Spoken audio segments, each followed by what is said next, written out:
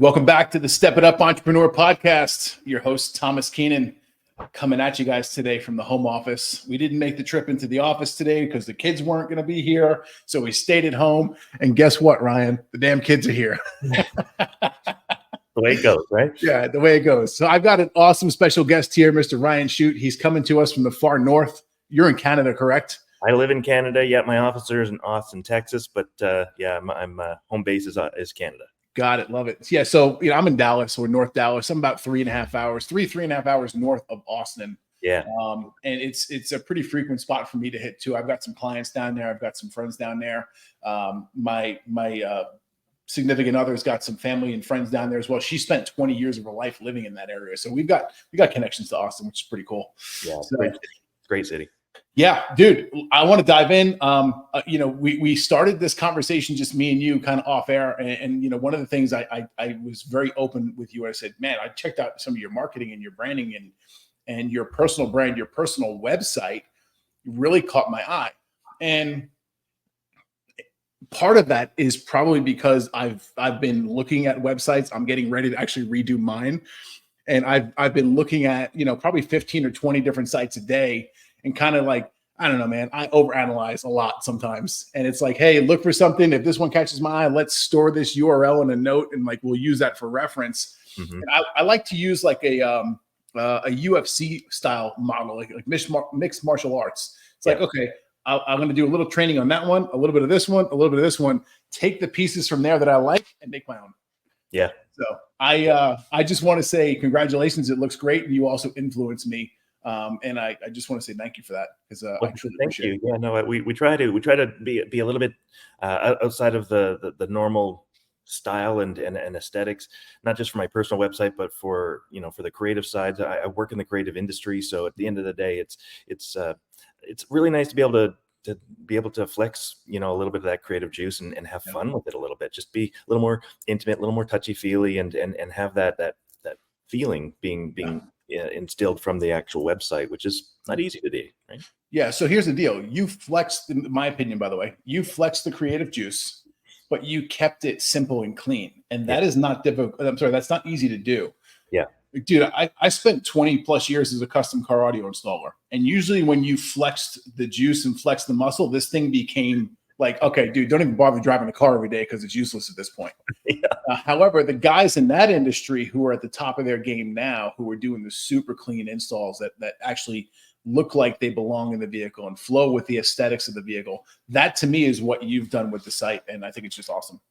It is really striking a balance. One of the biggest lessons that my partner Roy taught me was what can you exclude, right? What can you say in the same powerful way with less words, with less aesthetic, with less whatever, and let the thing that you're trying to breathe life into stand tall and stand 600 feet above the competition. And it's an ongoing exercise, but it is really a fun exercise to be able to kind of put to your own test, let alone that for your clients. Mm-hmm. Love it.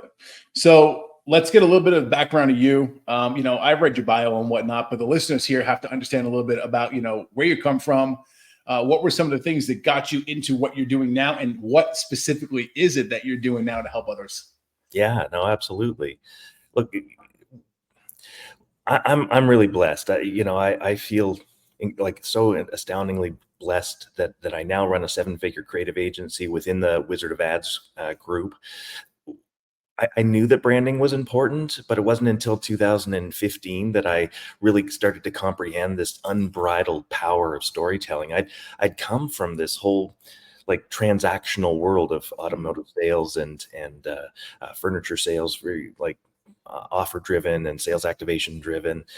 Now I get to help hundreds of well-intentioned, super ambitious business owners to kind of grow past their shadow. And while not everyone's tall enough to ride the next ride, the ones who do, things get really interesting with these guys, and that's afforded me the opportunity to invest in some businesses. I'm an investor in a business there in Dallas and here in Phoenix, where I am today, and out on the East Coast as well. And that's a real opportunity for me to kind of head towards my big grand vision. And the thing is what I've come to learn is it's just not been always that way for me. I've grown up in uh, a lack of really good role models and leaders, people who were well intentioned but really didn't understand how to communicate well. And Mhm. I'm a true, deep, huge, monstrous believer in the power and importance of clean and clear and good quality communication. Communication is really the key to culture and to my core values and all of those things.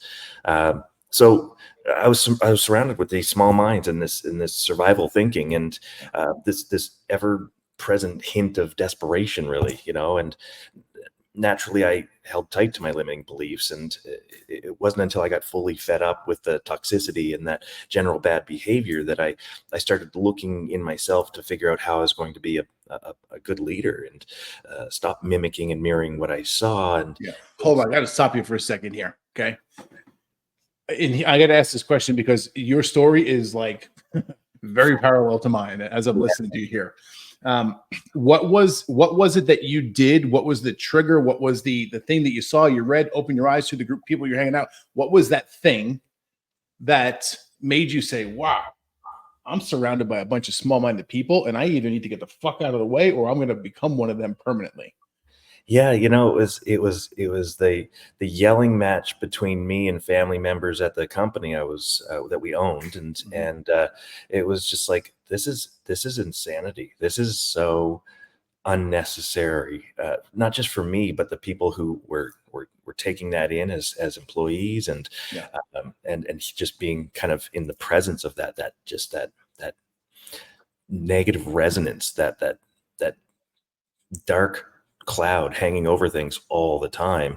Mhm. Um, that in conjunction with a dissatisfaction with where I was in life with my family and wife at the time, and it was just a series of kind of tipping points of I was either going to shit or get off the pot, and I got off the pot and I moved out west to Alberta, Canada, and started working for the same organization but on the corporate side, and that's really where I was starting to see other leaders. And that's where the other leaders kind of, I was mimicking them and trying to find my way and making those mistakes. And it was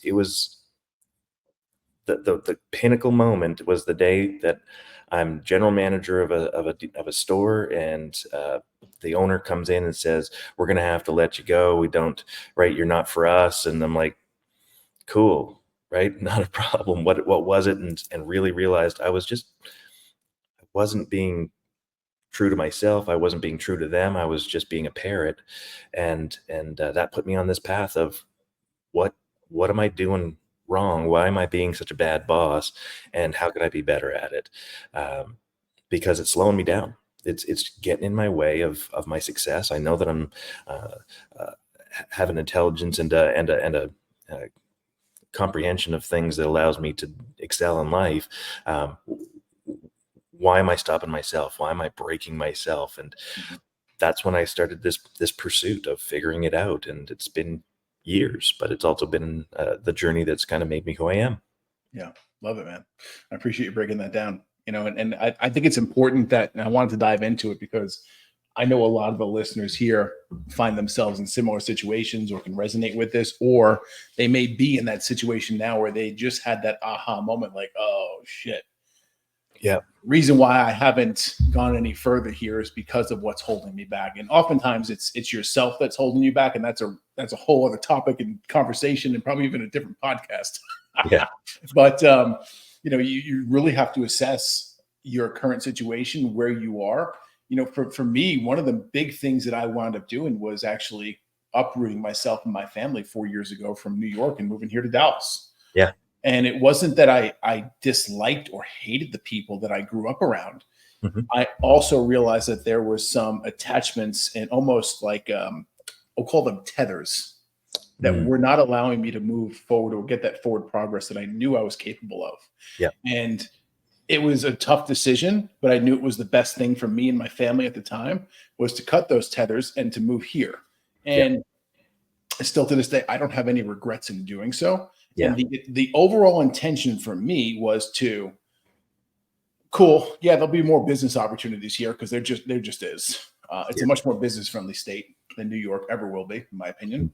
But at the same point in time, it got me around a different group of people, and it's funny because that's even changed since I moved here. My Yeah. circle's gotten smaller, and less people are in and around me on a day to day basis. And Mhm. the older I get, the more okay I Yeah. am with that as well. Yeah. No, you do have to choose who to lose, as a business owner, be it your employees, be it your customer, Mhm. but also, in your life, right? Like who do you want to surround yourself with that's going to elevate you and not bring you down and hold you back? And be it just that burden of, they're a good person, but they're small thinkers and toxic thinkers and victim thinkers and Yeah. survival thinkers. And look, the majority of the planet's surviving, and I respect that we have to meet people where they're at and to bring them up to a thriving stage. Um, that's probably one of the biggest breaks in communication, is that people just, like, they're trying to inspire you to be here and bring you along with them, when what they need to do is meet you where you're at, Mhm. and start there and bring you together shoulder to shoulder, instead of tugging and pulling and screaming the whole way. Yep, for sure. So what was the transition period? You go from car sales, it sounds like you go from furniture sales, family business, you go on the corporate side. What got you to where you are now, and what is it that you're actually doing? 2015, I go to a class at Wizard Academy. It's in Austin, Texas. It's this just bizarre, crazy place in Austin called the Wizard Academy. Mhm. And it's this giant medieval tower sitting on the Texas escarpment, on the cliff's edge, and it's got all kinds of crazy statues everywhere, and the world's largest Don Quixote art collection, Mhm. and 4,000 bottles of whiskey in a vault, and wine, and I'm meeting this guy named Roy H. Williams, who wrote books 25 years ago that get on the New York Times bestsellers list, that we're all talking about marketing and advertising. And that class, Wizard Academy, called Magical Worlds, kind of the cornerstone course of everything that they do there, breaks my brain, like Mhm. completely and utterly breaks me in every single way. I'm like, I think I thought I knew stuff and I don't know anything. And he's talking about third gravitating bodies and frameline magnetism and Manet and uh,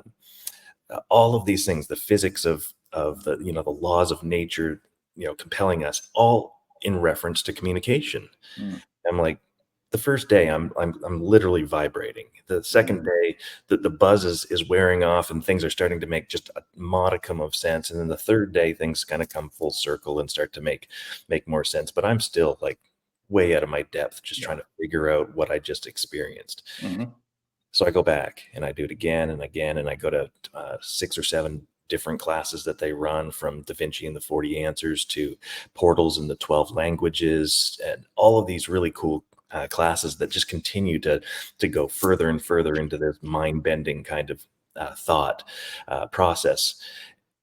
And after 2 years of me going to just buckets and buckets of classes, Roy's kind of starting to get to know me a little bit, and one day I reach out to him with a 3 sentence email saying, "Can we talk?" And he picks up the phone, calls me, which is not characteristic of Roy. He's usually fairly insulated, but he knew who I was, Mhm. and we started talking. And he's like, you should become a Wizard of Ads partner. And I'm like, okay, what's a partner? What's that do? Well, it's the profit side of the business, where we actually help people market their businesses and make them really good at what they do, and kind of create these household name brands.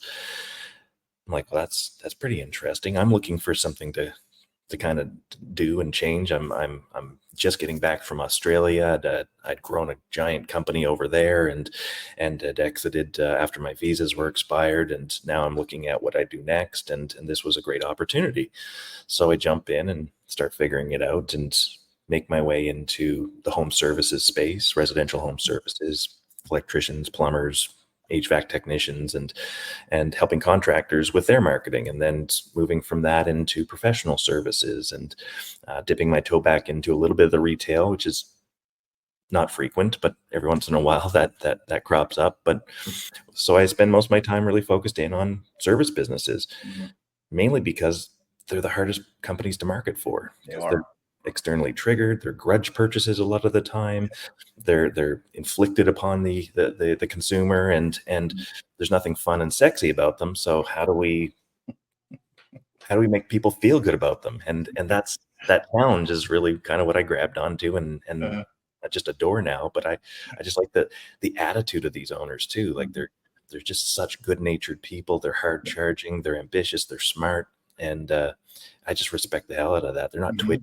It's they're not jonesing for the next lead. They want more leads. They want to keep the appointment board full, but they also understand that there's ebbs and flows, and that there's a long game to play. Yeah. I just recapped about 11 years of my life listening to you there. Yeah. As a former service-based business owner, thinking about the struggles of marketing and sales and everything that comes along with it. And, so my history, some background on me, I went from a custom car audio installer and then got heavily involved in the telematics industry, GPS tracking, dash cameras. And that's where I had to learn to actually become a business owner, not just a technician in the field. Yeah. Just going back to it, it's like, man, if I knew now some of the marketing stuff that I know, right? And full transparency, like I became a marketer because I had to, and I couldn't afford to pay someone else to do it for me. Yeah. I also like techie things, and I'm pretty nerdy. So cool. It kind of just aligns, right? But listening to you speak, and I actually wrote this down, the Wizards Academy in Austin, Texas. I'm going to go do my research and dive in over there because it's intriguing. And some of the language and the words and the communication style that you're using to portray this, clearly it comes from your education there, but it's captivating to me, the listener. And this is the first time you and I have had a face-to-face conversation. It is. Right. But it shows me a lot. And it's like, okay, I work with a lot of service-based businesses now in the coaching and consulting that I do. I'm not a marketer. I'm not a marketing agency. However, I'm the guy who helps them mostly with the operation side of their companies. Yeah. How do we become more efficient? Yeah. You guys even have a CRM or some kind of service-based software in place. Do you have any kind of follow-up? Do you have a sales? So all the basics that, are basic to you and I that aren't basic to the guy who spent his life training to be a world-class plumber. Right. Right. But listening to this, and if there's some other education, I'm all about continuing to further my education every single day. Yeah. Right. And it's done in various ways. And I'm sure you're aware of this too. And I'm kind of going off on a tangent here, but I feel called to talk about this. I have a saying that I throw around a lot. And I've even got branded t-shirts that say it, small steps forward daily, right? Every single day we make forward progress, regardless of how small it is, and regardless of how shitty we feel, and regardless of how, oh, woe is me, all that stuff, right? We always got to make forward progress. The forward progress also includes educating and bettering yourself. And people are like, oh, education and bettering myself, that means I got to go to school. I got to sit in front of, this online course and watch it for 4 days and not retain any of it. I'm like, no. Here we are. We're two grown-ass dudes with very manly beards that are both gray, by the way, because we're both getting old. Right? But we're having this genuine, authentic, and open conversation. And I'm learning from you. And I'm sure at some point in time, you may learn something from me. That is another form of continuing the education. Yeah. So if you find people who have a high vibration, okay, which clearly you do, you can have conversations with people. You can pull and extract information from them. This is one of the best modalities for people, podcast hosts, if you want to call them that right now, okay, to get in front of other very intelligent, successful, driven entrepreneurs who have done some real shit in life. Start a podcast, right? Because I'm sure if someone reached out to you and said, hey, Ryan, I need an hour of your time, you're going to hit them with the invoice. Right, here's the paid Calendly link. Okay, cool. Like this is a circumvention of the paid version of having a conversation with you and picking your brain, right? Yeah. So if anyone's listening out there, if you want to take some action, and yes, there's a zillion of these out here, but if you start a podcast and you stick to it, right? Because that's the other thing. Most people start them, and after 3 to 7 episodes, they're gone because it's too much work. It's too difficult. But if you stick through it, you get really good quality people in front of you, and you have genuine, authentic, open, direct conversations, and you don't know where those things are going to go and what's going to happen. And for me, and I don't know what your podcast history is. Obviously, you're very capable and you're fine with talking. You're easy to talk to, so you're comfortable. You've done this before. But I find it, what am I trying to say here? I don't know. I lost my train of thought. Not enough coffee yet today. Shit. I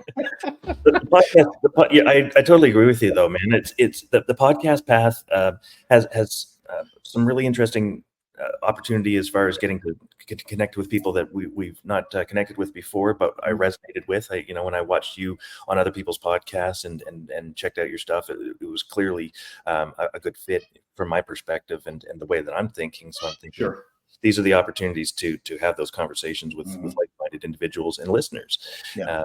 The flip side is those, I'm blessed to be surrounded by some of the most successful and advanced copywriters, creative minds, media buying minds in America today.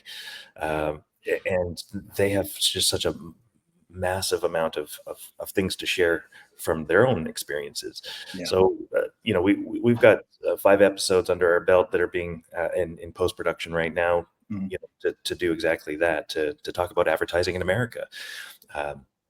And we have other guys that I've set up to do podcasts where they're basically talking to their potential clients. And that's what we're trying to build, is just bring people together and communicate, talk about this stuff and be okay with talking about it. Yeah, for sure. That's one thing I was going to say too, before I lost my train of thought, is like, my intention with the podcast was never to let's build this platform so we can get leads and try and close them at the end of the podcast. It's a model. It's been done to me before. I am not a fan of it. I will lose a little bit of faith in you if you pull that one on me. Cause I think it's just not being real. Yeah. But at the same point in time, some of these podcasts that I've done, and I think I'm at like 247, 248 episodes. I think this is August. I'm pretty sure this month is 5 years for me, which is pretty wild. But some of the conversations have led to friendships. Some of these conversations have led to actual business. And some of them have just been learning moments for me or the guest or both. And the other piece is, this is content that we're creating from a marketing perspective. This is content we're creating. This is content. We repurpose content so we don't have to do 8,000 pieces a day. Okay. That's the trick there, people, by the way. And this to me is also an opportunity to practice my communication. Yeah. So earlier in this episode, you talked about the importance of communication, core values. Dude, you just nailed it right in the head. Communication is one of my core values, both personally and in any of my companies I own and operate. Okay, just is open, direct, authentic conversation. I think I said that to you about 17 times already on the show. Okay, that's how important it is to me. So this is a platform, right? This is my table that I built, and it's my platform where I'm able to get in here once a week, open my mouth, run my mouth as much as I want. But the intention is to not just give good content and communicate with others, but to practice the art of communication. Because me communicating good over here makes my writing better. When I become a better writer, I become a better speaker. When I become a better podcaster, I become a better stage speaker, so on and so forth. They're all interconnected and related. So true. So true. Yeah. And you think you're doing it for yourself, but you're not. You're really doing it for everyone else, right? And that's where it serves. And not just your candidates or your customers, right? All super important, right? But my wife and my son and the people I love and want to be a better man for, Yep. So true. So true. Communication doesn't stop in the office. It has to be everywhere. And look, I learned an awful lot about that with Roy, that this notion of Xformation on my website, that information is about adding more information and just piling it on. And I have that nature of just kind of going deep and going wide. I love to research and study and just kind of understand it at a depth that most people kind of stop more at the surface. And then I have to think about, how do I consolidate that? How do I make that so simple that anyone can understand it? Yes, there are times when we very purposely don't tell the whole story on purpose, right? Because no one cares about the boring bits, right? So those are the things to cut out, right? Yeah, and it also leaves room for the human imagination to come in and paint the picture. Monsters. Right. Because oftentimes the picture that the person's going to paint in their head from the tidbits of the story that you gave is going to be more, I guess, near and dear to them, to the situation that they may or may not be in at the moment. And Yep. they're going to take that version of what you said and kind of morph it so it best fits them. Yep. So you're actually resonating more with that person who's reading it, the client, audience, whatever, by telling them less. Yeah. Yeah. It's brilliant. It makes a lot of sense to me. It's such a monster. The imagination, and the decision-making faculties of the human brain live just in front of the imagination. It has to pass through Broca to get to the imagination. What the imagination has zero facility for words. Mhm. So you're literally feeling a person into decisions and then backfilling it with the logic on the left side of the hemisphere. It's a fascinating study of neuroscience that Roy gets into quite heavily in these classes, which is the rabbit holes that delight me to go down, right? And he's got 35 years of this stuff, so I'm just inundated with stuff to pay attention to and check out and explore, and be a little beagle and sniff around and find that little trail, that adventure. Mhm. So that's that it was a really great fit for me, and it's the same thing with business. Look, we don't have the ability to take on 1,000 clients tomorrow. What we do have the ability to do is to make a bet on a winning horse that we think is a winning horse, and ride this game to the very, very end with them. But my strategy is in sales today is always been, let them step into your gravity well. If they're in your gravity well, if they're resonating with you and they're self-selecting as I want to be an insider of Ryan Chute or Wizard of Ads or whatever it is I'm doing, Mhm. then that's how we've won the game. And I don't have to sell, and I don't have to put the pressure on. And that's a nice place to be, because that's Yeah. not sales in every job that you're in. Like sometimes you do have to go full court press, and Yeah. I'm blessed that I don't have to be in that space anymore. But just being me is what brings the right people to me, because they see the connections too, just like I did with you and you with me, and while we're talking today. Yeah, love it. So let's talk about ads for a bit, because there tends to be two schools of thought when it comes to ads, from my experience, in my opinion, with small business owners. Yep. Some of them who are like, you got to run ads. It's the only way. Otherwise, you're never going to do anything. And then you've got the other school of people who are like, ads, ads are the devil. Don't ever do that. Just do all this organic work for years and years and years and years. And I understand and get why both of those parties are the way that they are. What's your take on it? I mean, I'm assuming that, with the name Wizard of Ads, the ads is definitely the direction that you're going to go. But what's your take on it? And what would you say to that small business owner who's hesitant, who's like, hey, man, I've been running this organic game now for 5, 6, 7 years, and it's doing pretty well with me. Why should I convert over to ads at this point? What would you say to that? Yeah, well, everyone to each their own, right? I had a client, a conversation with a potential client yesterday, and he was running a law firm practice, and he's doing 350 this year, and in a private firm, that's really good. He's got high margins, obviously, and it's him and his wife, and he's happy, and he doesn't have any debt, and life's good, and the idea of being a $5 million law firm to him is just like unfathomable. Yeah. That's what's right for that man, and throwing gasoline on the fire the way we do would break his business and make him miserable. And I told him as much, right? It's like, we're not your guy, right? Because you want to run a practice, and a practice is valuable. When you look at personal branding and a lot of the people that are in that space, when you are running a practice, it makes sense, because you can have everything that you ever wanted without a lot of the brain damage that comes along with employees and product and inventory and tons of customers and prima donnas and entitlement and 5-star reviews and 1-star reviews, and right, nonsense, right? The fun stuff. Uh-huh.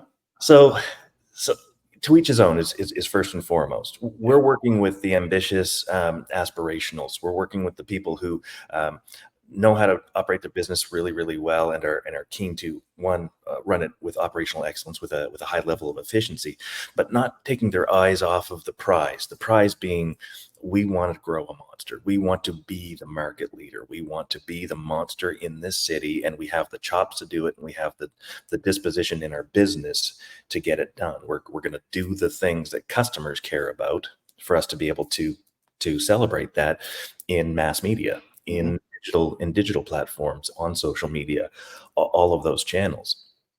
And when we looked at where things fell short, it was in three big buckets. One, everyone starts their advertising and their marketing adventure off with channels, right? Where should I advertise? Should I go on pay-per-click? Should I do social media? Should I, build my persona and do SEO and write a bunch of blogs of authority?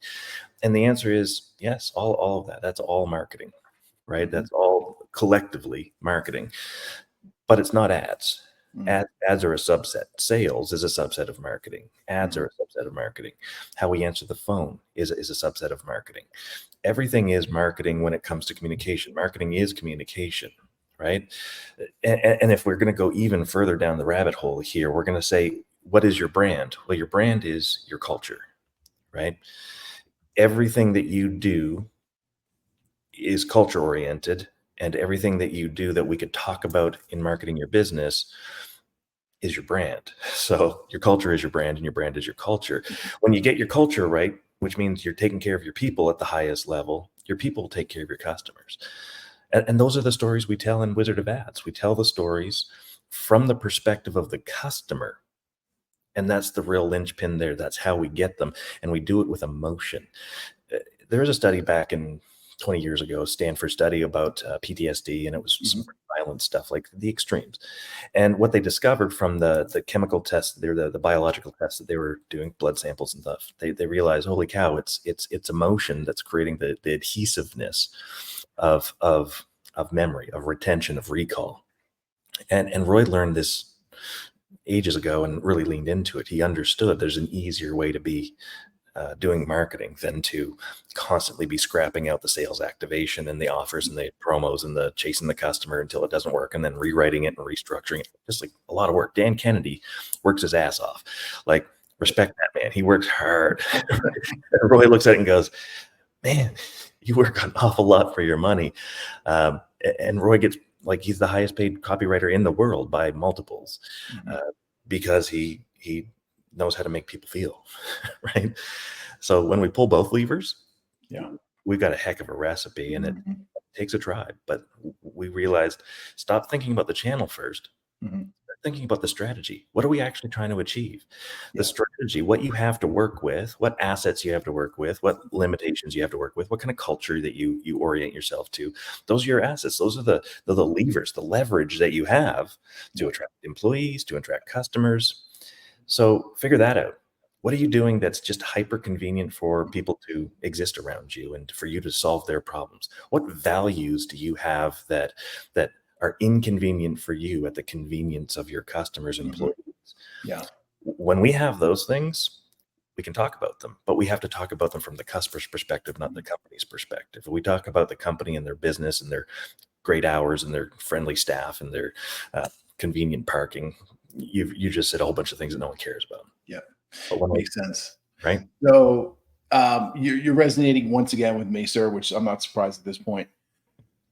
I've got a product, a small group that I put together, and it's called Startup Community, right? And it's like $279 a month. It's not a lot of money. It's for that person who is in that startup phase. Maybe they're in business a couple of years. Maybe they're thinking about starting. And phase one of the startup community, when clients join us right there, it's all about the foundations, right? It's phase one, foundation building. Okay. And what we do is we take a couple of weeks and we break down foundation building into mission, purpose, core values. Nice. And I had to learn the hard way in my service-based business after smashing my head against the wall for the first 5 years. I'm like, why is nothing working? Why are we hiring shitbags who just don't show up for work? It was all my fault, by the way. And it came down to a cultural issue. And whether you think you have culture or not, trust me, you do. right? And we just weren't clear on what the culture was and what the direction was for the company that we wanted to go with. Yeah. And working with coaches and consultants is how I was able to get clear on that. Develop some methodologies to do so. Wound up writing a damn book about it.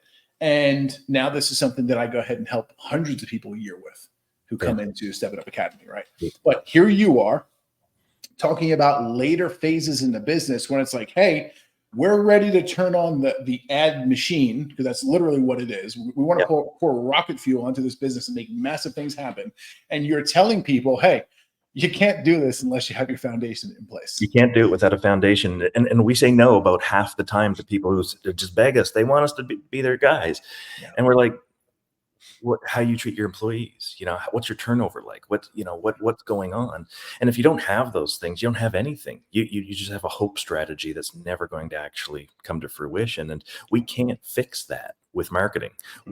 We'll literally bury you in 3 months. You will be out of business because you don't have the capacity to be able to do the thing. And we have to be respectful of that, because a lot of these guys aren't doing it because they're bad people. Yeah. They're doing it because they don't know, just like I didn't know. And that frustration led me to, what are we going to do to help them? So when we think of marketing, we think of it as communication. What are the things that we can do to write your ads? Sure. That the strategy that we figure out about what you have for assets will inform the creative. It'll inform the channels that we're going to use and how we're going to approach it. But until we have the strategy, until we know what we have to work with and what we don't have to work with, it's a great conversation. But then when we get to work, we need to start having some real conversations, some conversations around what I've framed up to be the frictionless framework. So I've got kind of, over the last 8 years, just really thinking about what are all the things that these business owners are consistently running into as problems that are making it harder for sellers to sell and harder for buyers to buy. And these 12 things are all the things that are communication based. From your comp package is communication. It's telling employees how much you have faith in them and how much you respect them.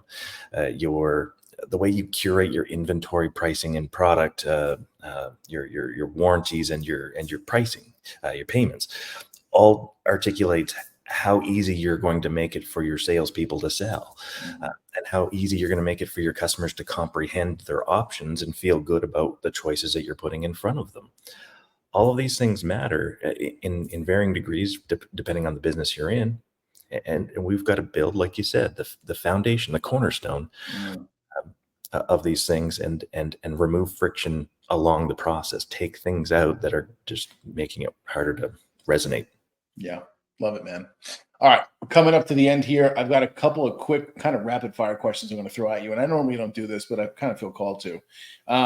If you were to start a business from the ground up tomorrow, what are the first 3 things you're doing? Three things I'm doing. I'm coming up with the business plan for how we're going to stand out and stand 600 feet above the competition. I'm going to very, very specifically pick the market so that I can optimize the demographics and market. And then I'm going to build the team. I'm going to find the right people to execute at the highest level. Love it. Number one piece of advice you'd give a small business owner in the first 5 years of their company? Yeah, less is more, stay lean. This is all about serving the customer at the highest level. And one of the best tricks that you're ever going to do to do that is a trick that you learn from the Creoles in New Orleans. Lagniappe is the word, and it's a little bit more. Do something that you didn't promise to do, that is not a part of your value proposition, but it's baked into your operation so that it is operationally sound and consistent. Yeah. When you deliver more, you're delighting a customer. When you promise exceptional, you already set a standard that you can't achieve. So keep it simple, but do that one thing that the customer cares about most, and then go that one step further. And that's how you knock their socks off. Yeah. Love it. That's super solid advice right there. Well, another thing I've picked up on you, sir, is you're well-traveled. You've seen some stuff. You've had some really cool experiences. And I think that really helps round out you, the man, Mr. Ryan Chute. Man, I'm really grateful and appreciative of you coming on the show here today, sharing some of your knowledge, your wisdom. And it's just been awesome. Where's the best place we can find you on the wonderful interwebs? The interwebs, yeah. Two biggest spots. Wizardofads.services is my subsite. It's focused on home services and professional services. You'll get a kick out of that website. It's a very whimsical little site. And then the RyanChute.com is where you can delve into a little bit more of the frictionless framework stuff and what I'm thinking to kind of help support operationally that path forward to make those businesses go from name recognition to household names. Okay, final question before we wrap this up. Who is the ideal client to work with you? We very often see clients coming in somewhere in that $3 million to $10 million mark. They're looking to be the world dominating guy in their marketplace. They are really conscientious marketers that are companies. They're people who really want to care for their clients and their employees at the highest level. And very often the people who are coming to us because they're kind of looking for the different solution are the ones that have been flat for a couple of years, maybe even gone backwards a little bit. And they know that they've kind of hit that natural demand ceiling that comes from Google pay-per-clicks and all those other things. And that they're not going to win the game with offer-based transactional marketing, that they need to make people feel something about them so that they're known, like, and trusted before they show up. If you got that kind of vibe about you and you know that you have a brand worth building, or in your heart that we could wrap a brand around you that would be fully and 100% authentic, man, we can make magical things happen. Yeah, love it, dude. Once again, I appreciate you coming on here today, and I wish you nothing but the best and success. Thank you so much, my man. Appreciate you. Thank you for tuning in to the Step It Up Entrepreneur Podcast. Make sure you head over to stepitupentrepreneur.com and make sure you subscribe so you never miss an episode of the Step It Up Entrepreneur Podcast.